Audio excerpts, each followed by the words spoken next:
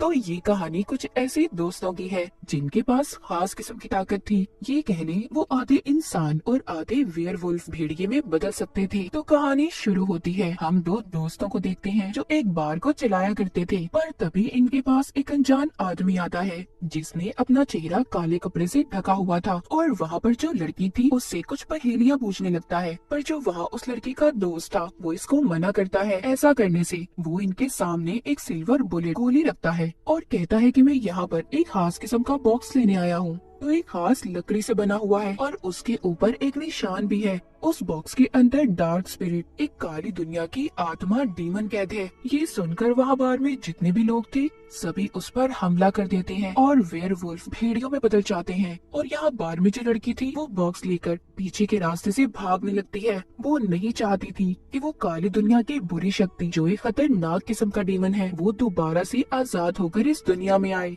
लेकिन यहाँ पर ये अनजान आदमी उस लड़की पर भी गोली चलाने की कोशिश करता है। वो उस लड़की के दोस्त पर भी हमला करता है, उसको भी जख्मी कर देता है। अब वो अनजान आदमी वो बॉक्स लेकर उसमें जो डीमन था उसको आजाद कर देता है, जो एक मक्खी की शक्ल में अब आजाद हो चुका था दुनिया में तबाह बर्बादी फैलाने के लिए। इसके बाद हमें दूसरे शहर का सीन दिखाया जाता है जहाँ पर एक बिल्डिंग पूरी तरह से तबाह बर्बाद हो चुकी थी। उस बिल्डिंग में एक छोटी बच्ची और उसका डॉग फंसे हुए थे। वो डॉग सब पर भौंक रहा था, सबको काटने की कोशिश कर रहा था। तभी वहाँ पर जो पुलिस ऑफिसर था वो एक आदमी को बुलाता है जिसका नाम स्कॉट था। उसका एनिमल शेल्टर था, उसने भी बहुत सारे जानवर रखे हुए थे, इसलिए वो वहाँ पर उस बच्ची और डॉग को बचा लेता है अपनी पावर्स ताकत को इस्तेमाल करते हुए। और यहाँ पर हमें पता चलता है कि स्कॉट भी एक वेयरवुल्फ था, एक भेड़िया, पर वो वहाँ पर उस बच्ची को बचाते हुए बहुत ज्यादा अकेला महसूस कर रहा था। और ये बात वो अपने साथी को भी बताने की कोशिश करता है। पर तभी वहाँ गेट के पास उसको एक लड़की नजर आती है जो बिल्कुल उसकी दोस्त की जैसी थी,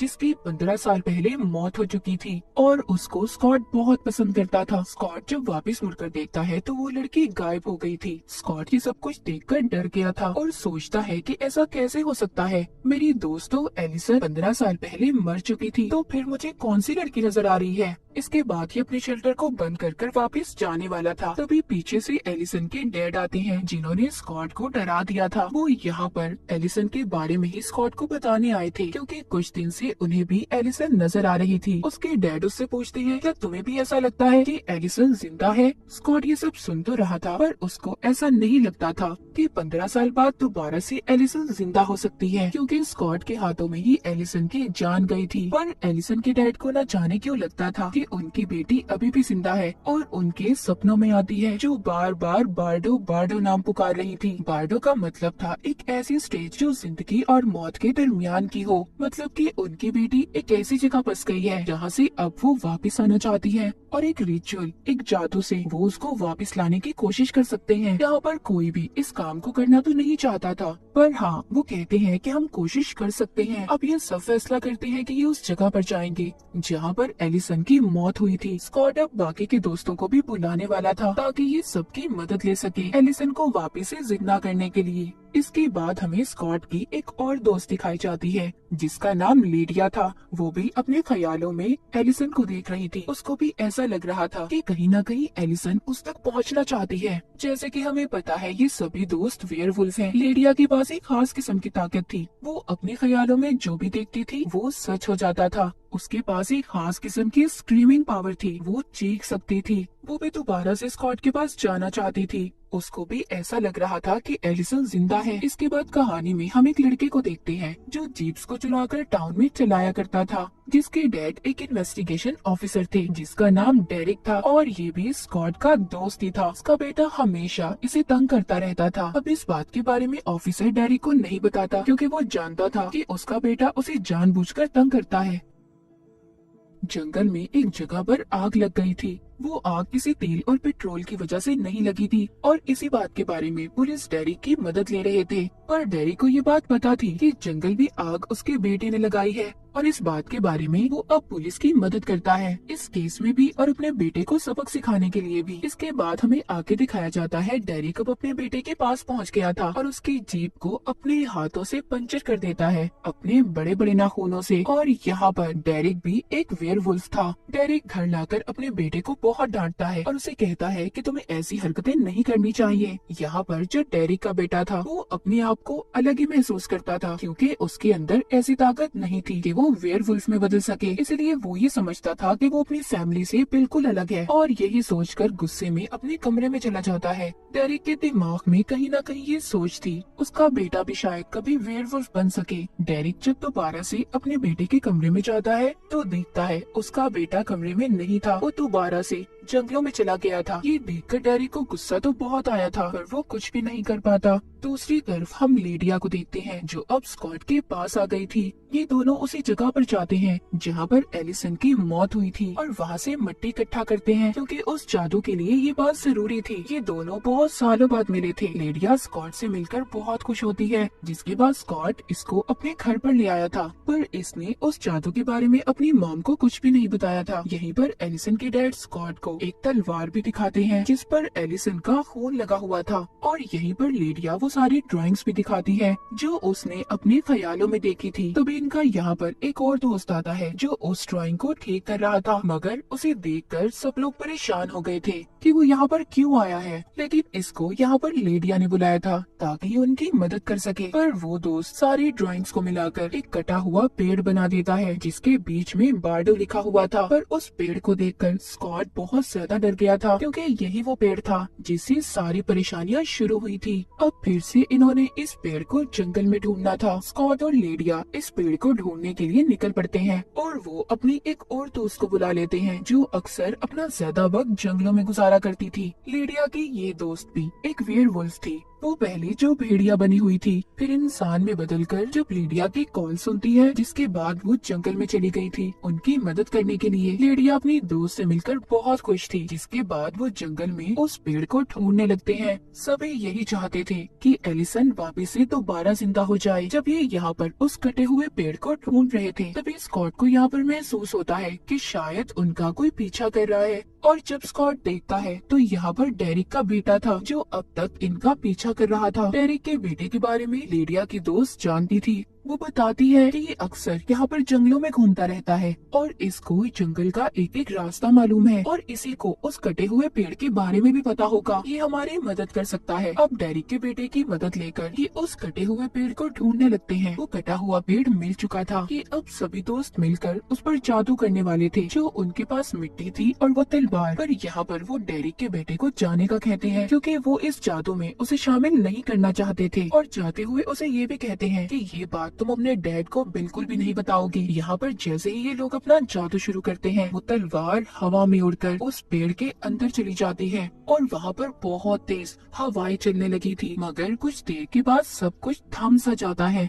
जिसके बाद ये लोग समझ रहे थे कि कुछ भी नहीं हुआ और ये जादू उनसे नहीं होगा। वो सब के सब यहाँ से जाने वाले थे। स्कॉट जाते हुए थोड़ा सा उदास था, क्योंकि वो एलिसन को दोबारा से हासिल करना चाहता था। अब जैसे ही वो जा रहा था, तभी वो कटे हुए पेड़ पर अजीब सी रोशनी चमकने लगती है। उस पेड़ के बीचों बीच एलिसन लेटी हुई थी, जो बेहोशी की हालत में थी। सब उसको अब हॉस्पिटल लेकर जा रहे थे। सब काफी ज्यादा हैरान थे कि एलिसन 15 साल बाद दोबारा से कैसे दुनिया में आ सकती है। उसको लेकर जाता है तो वहाँ पर उसकी मॉम देखकर कहती है कि ये तो बिल्कुल एलिसन जैसी लड़की है। उसकी मॉम कहती है कि ऐसा कैसे हो सकता है, एलिसन तो मर चुकी थी। पर स्कॉट की मॉम को जादू रिचुअल के बारे में कुछ भी नहीं पता था, लेकिन स्कॉट तो सिर्फ कोशिश कर रहा था एलिसन को वापस से लाने के लिए। पर यहाँ पर सिर्फ एलिसन वापस नहीं आई थी। वो जो हमने मक्खी की शक्ल में डीमन को देखा था, वो भी इस कटे हुए पेड़ के अंदर चला जाता है और अपनी असल शक्ल में आ जाता है, जो कि एक बहुत ही खतरनाक खौफनाक डीमन था। और अपनी तलवार को उठाकर बहुत जोर से चिल्ला रहा था कि वो दुनिया में तबाह बर्बादी फैलाने आया है। और वो खास तौर पर यहाँ पर स्कॉट से बदला लेने आया था, क्योंकि स्कॉट की वजह से ही इस डीमन को उस लकड़ी के बॉक्स में कैद कर दिया गया था। उधर एलिसन हॉस्पिटल में थी। उसको होश आ गया था, मगर उसको कुछ भी समझ नहीं आ रहा था। एलिसन की यादें कुछ वक्त पहले की तो नहीं आई थी वापस, पर उसके दिमाग में वो यादें चल रही थी, जहाँ पर वो अपने सभी दोस्तों को अपना दुश्मन मान रही थी। वो अब यहाँ हॉस्पिटल से भागने की कोशिश करती है। उसको ये लग रहा था कि वो अभी भी एक हंटर शिकारी है और वो डेरिक को मारना चाहती है, जो कि एक भेड़िया है। इसके रास्ते में जो भी आ रहा था, ये उसको मार रही थी। वो स्कॉट पर भी हमला कर देती है। तभी उसके डैड वहाँ पर आते हैं और पूछते हैं ये क्या है, क्या मेरी बेटी वाकई वापस आ गई है? स्कॉट कहता है हाँ। एलिसन के डैड स्कॉट को पकड़कर पूछते हैं, क्या वाकई मैंने जिसे देखा वो मेरी बेटी थी? एलिसन के डैड का जो दोस्त था वो कहता है एलिसन तो वापस आ चुकी है, पर उससे भी ज्यादा और भी बहुत कुछ बुरा हुआ है। वो आत्मा, वो डीमन भी वापस आ गया है, जिसको कई साल पहले हमने एक बॉक्स में कैद किया था। ये बात सुनकर सब लोग परेशान हो गए थे। वहीं पर हम डीमन आत्मा को देखते हैं जो कि जेल में था। वहाँ पर कोई भी नहीं था, सिर्फ एक पुलिस ऑफिसर के अलावा। वो डीमन पुलिस ऑफिसर को अपने पास बुलाता है और उसे मार देता है। उसकी सारी ताकतों को उस डीमन ने अपने अंदर खींच लिया था। बाकी जितने भी पुलिस ऑफिसर थे सब जंगल में इन्वेस्टिगेशन करने गए थे, क्योंकि दोबारा से वहाँ पर आग लग गई थी। थोड़ी ही देर बाद पुलिस स्टेशन में लीडिया और उसका एक दोस्त आ गए थे, जो उस पुलिस ऑफिसर की लाश देखकर ये समझ रहे थे कि इसे कहीं ना कहीं एलिसन ने मारा होगा। जिसके बाद ये वहीं पर इन्वेस्टिगेशन करने लगते हैं। उधर एलिसन अपने बंकर में थी, जो कि उसकी एक खुफिया जगह थी।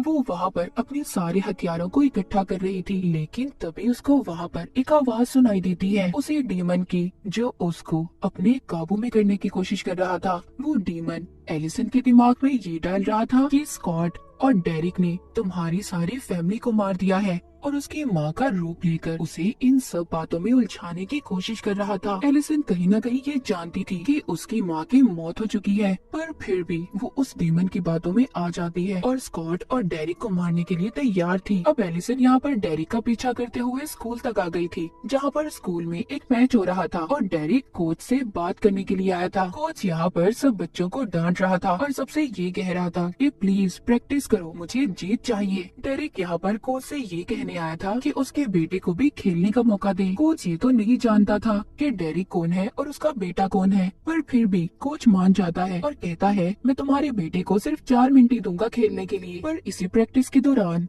डेरिक के बेटे के पाँव में चोट लग गई थी। तभी डेरिक अपने बेटे को एक कमरे में ले आता है और उसे कहता है कि खुद को हील करना सीखो, खुद को ठीक करो, तुम एक वेयरवुल्फ हो। डेरिक को अभी भी अपने बेटे के बारे में यही लग रहा था कि वो भी उसकी तरह ही एक वेयरवुल्फ है और वो खुद ही अपने आप को ठीक कर लेगा। तभी यहाँ पर एलिसन आ जाती है, जो डेरिक पर हमला कर देती है। डेरिक यहाँ से अपने बेटे को भागने का कहता है, क्योंकि उसके पाँव में चोट लगी हुई थी। डेरिक जब उसके हमले से बचने की कोशिश करता है तो वो देखता है ये तो एलिसन थी, मगर वो ये देखकर बहुत ज्यादा हैरान था कि वो इतने सालों बाद कैसे जिंदा हो सकती है। पर यहाँ पर एलिसन बार